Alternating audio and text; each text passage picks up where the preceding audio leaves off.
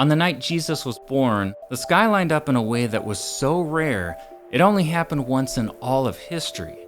But it's not what you think. It's not the Star of Bethlehem, the big light in the sky that led the wise men to Jesus. That's not wrong, but it's only half the story. So what if I told you the sky that night was a giant billboard of constellations and planets, telling the story and announcing Jesus' birth? We're gonna see it happen in this video with modern astronomy software.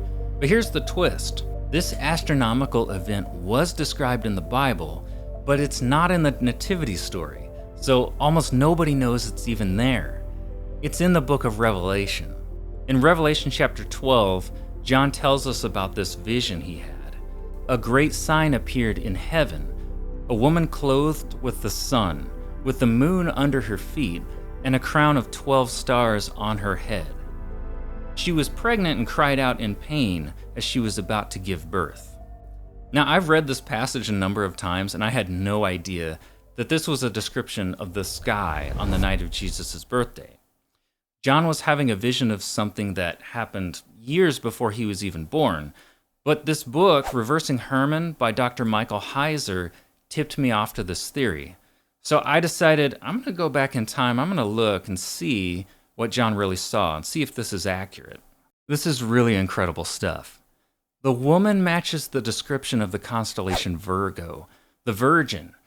In Stellarium here, she's called the Maiden. Watches the sun clothes Virgo, just like the passage describes. Now this only happens for about 20 days each year. But for the moon to be at her feet at the same time, that only happens for 80 minutes in that window.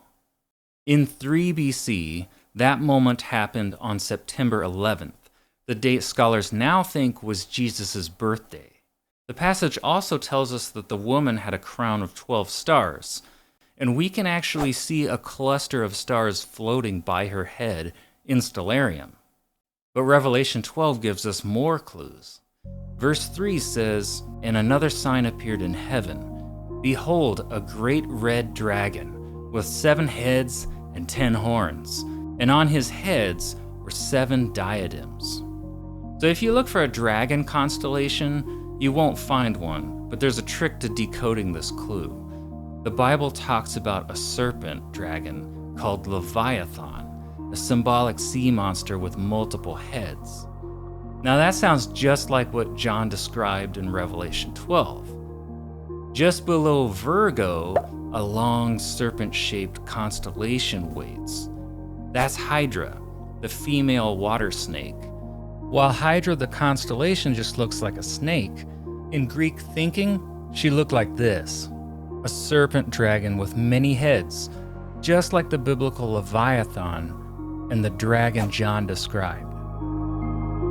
But then John gives us another major clue.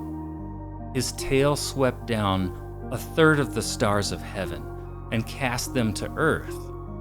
And the dragon stood before the woman who was about to give birth, so that when she bore her child, he might devour it. You're now standing in Bethlehem on the night of Jesus' birth. Now here comes Hydra, the serpent dragon.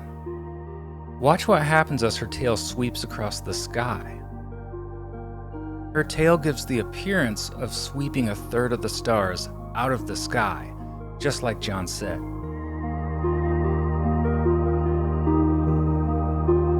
Above Hydra here, we get a really good view of the sun clothing the woman Virgo.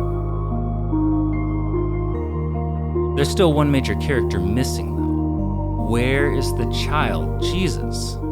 To spot him in this scene, you would need to know a nickname John used for Jesus in Revelation 5:5, the Lion of Judah. Right there above Virgo appears Leo the Lion, and within Leo, Jupiter, the king planet, and Regulus, the king star, are in the middle of a rare close encounter. Because of something called retrograde motion, they circled and met each other 3 times within a year. Jupiter meets Regulus about once every 12 years, but getting such a tight dramatic alignment, especially within Leo, the royal constellation, is rare. This exact combination on September 11th, 3 BC has not repeated in thousands of years that Stellarium and NASA's software can track. It's a once-in-history phenomenon, but there's more to it. This star alignment and their movement told an entire story, and we've only scratched the surface. What did the story actually mean to people who saw it?